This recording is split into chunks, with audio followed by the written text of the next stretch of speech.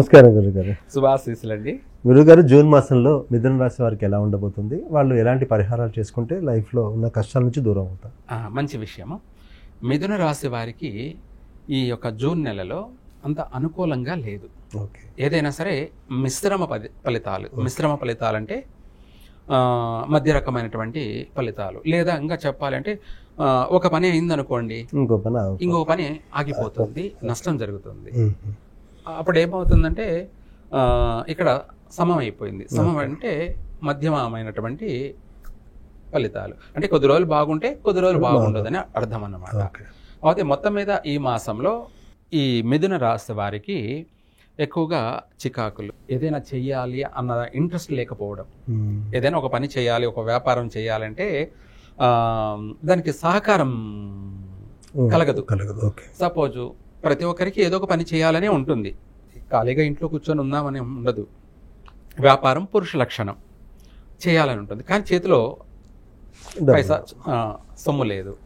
సరే మనము ఏదన్నా పెట్టుబడి పెట్టి చేద్దాము, మన దగ్గర లేదు కదా, ఎవరినైనా అడిగి తీసుకొని చేద్దాము, సంపాదించి మళ్ళీ తీర్చుకుందాము అని చెప్పేసి తనలో మంచి ఆలోచనే వస్తుంది.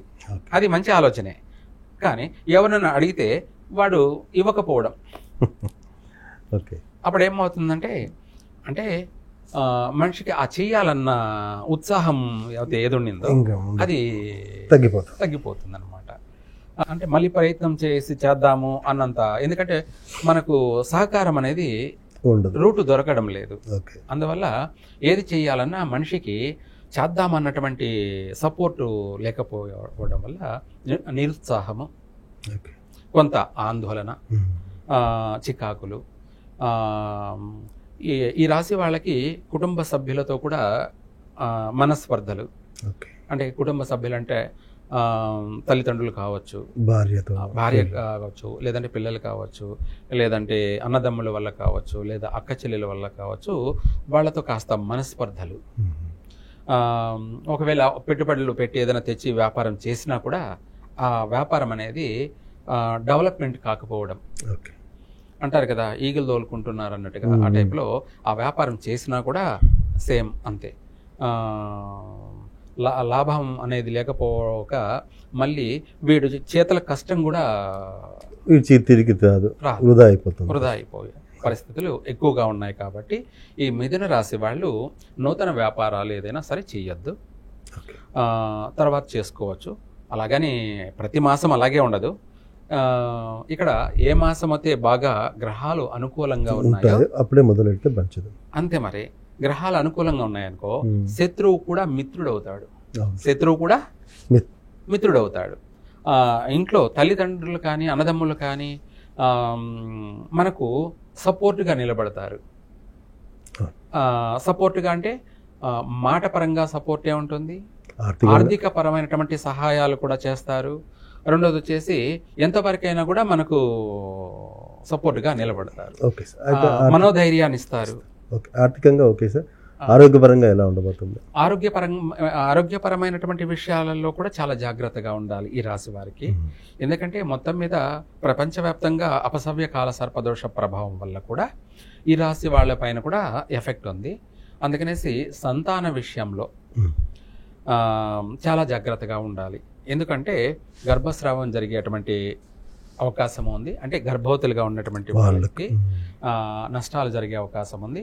అందుకనేసి వీలైనంత వరకు దైవిక ఆరాధన తప్పకుండా చేసుకుంటూ, ఇంకా కూడా వీలైతే కుక్కలకి, అంటే కాలభైరవుడు అంటారు, కుక్కలకి ఏదైనా సరే వెళ్ళు నువ్వులు కలిపి అన్నంలో నువ్వులు కలిపి, అది తెల్ల నువ్వులైనా సరే నల్ల నువ్వులైనా సరే, అన్నంలో నువ్వులు కలిపి ఆదివారం రోజు కానీ, లేదంటే శనివారం రోజు కానీ, లేదా ప్రతిరోజైనా సరే, అంటే ప్రతిరోజు చేయమంటే కొందరికి కుదరకపోవచ్చు. అందుకనేసి ఆదివారమైనా శనివారమైనా ఆ నువ్వులు అన్నంలో కలిపి వాళ్ళు ఆ అన్నపు ముద్ద తీసుకొని కుక్కలకి వాళ్ళ చేత్తో వాళ్ళు వేయడం కానీ, లేదంటే తినిపించడం కానీ. లేదు ఇంకా కూడా పరిహార మార్గం, బలమైనటువంటి పరిహార మార్గం ఏంటంటే, అన్నంలో నువ్వులు కలిపి ఆ అన్నం ముద్ద తీసుకొని మన తల మీద నుంచి 3 సార్లు తిప్పి కుడివైపుకి 2 సార్లు రివర్స్ తిప్పి ఆ కుక్కకు వేసినట్టయితే మన అపసవ్య కాలసర్పదోషం అనేది ఎలా ఉందో అంటే మన జీవితంలో మనకు 7 తరాల నుంచి కూడా అంటే మనకు వంశపారంపర్యంగా వస్తున్నటువంటి గ్రహ పీడలైనా సరే, లేదంటే పితృదోషాలైనా సరే, లేదా ఈ కాలసర్పదోషాలైనా సరే, ఎటువంటి సర్పదోషాలైనా సరే, ఇవన్నీ కూడా పటాపంచల్. చాలా మంది పితృదోషాలు ఉన్నాయి, మీరు అక్కడికి వెళ్ళండి ఇక్కడికి వెళ్ళండి అని కూడా చెప్తుంటారు కదా. అవసరమే లేదు. మనము మన ఇంట్లోనే మనం చేసుకున్న అన్నం నిండు కుండలోనే మొదటిగా ఒక ముద్ద తీసేసుకొని ఆ ముద్దలో మనము కొన్ని నువ్వులేసి బాగా ముద్దగా చేసుకొని ఆ ముద్దని మన తలపై నుంచి 3 సార్లు కుడివైపుకు తిప్పి 2 సార్లు ఎడం వైపుకు తిప్పి, అంటే మన సర్వ కర్మలన్నిటినీ కూడా అది రిసీవ్ చేసుకుంటాం. మ్యాగ్నెట్ లాగా ఆ అన్నపు ముద్ద, అందులో నువ్వులు ఉన్నాయి కాబట్టి ఈ నువ్వులు ఏంటంటే పితృదోష నివారణ కోసం. రెండోది అవే కాకుండా అష్టమ శని, అర్ధాష్టమ శని, ఏలేనాటి శని అంటే వీళ్ళకి లేకపోయినా కూడా ఎటువంటి గ్రహ పీడలైనా సరే, అలాగే శత్రు దోషాలైనా అంటే నరదృష్టి అంటారు కదా, ఇటువంటి దృష్టి దోష నివారణ కానీ A to Z అన్ని విధాలకు కూడా తొలగిపోతుంది. ఆ కుక్కకు ఆదివారం తినిపించినా అంతే ఉంటుంది, శనివారం రోజు తినిపించినా కూడా అంతే ఫలితం ఉంటుంది. ఒక మాటలో చెప్పాలంటే A to Z సర్వకర్మ విమోచన అనేది ఈ మిథున రాశి వారికి ఈ కార్యక్రమం మళ్ళీ వీళ్ళకి మంచి యోగం ఉంది కాబట్టి ఎవరికి మిథున రాశి వాళ్ళకి బాగా కలిసి వస్తుంది కూడాను. చక్కగా కలిసి వస్తుంది, అన్నిట్లోనూ స్థిరపడతారు, అభివృద్ధి చెందుతారు. ఈ మాసంలో అయితే ముఖ్యమైన పనులు చేయొద్దు. ఇప్పుడు ఇందాక చెప్పినటువంటి రెమెడీ చేసుకుంటే చాలు. ఓకే, అంటే మామూలు రాజకీయ నాయకులకు ఎలా ఉండబోతుంది? మిథున రాశిలో ఉన్న రాజకీయ నాయకులకి, మిథున రాశి వాళ్ళకి కూడా ఈ నెలలో మాత్రం రాజకీయ నాయకులకి అనుకూలం లేదు. అలాగే రైతులకు కూడా అనుకూలం లేదు. సినిమా ఇండస్ట్రీలో వాళ్ళకి కూడా అనుకూలం లేదు. వ్యాపారస్తులకు కూడా అనుకూలం లేదు.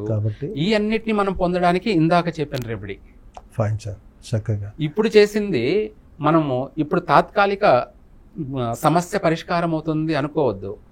మన జన్మతహా వచ్చినటువంటి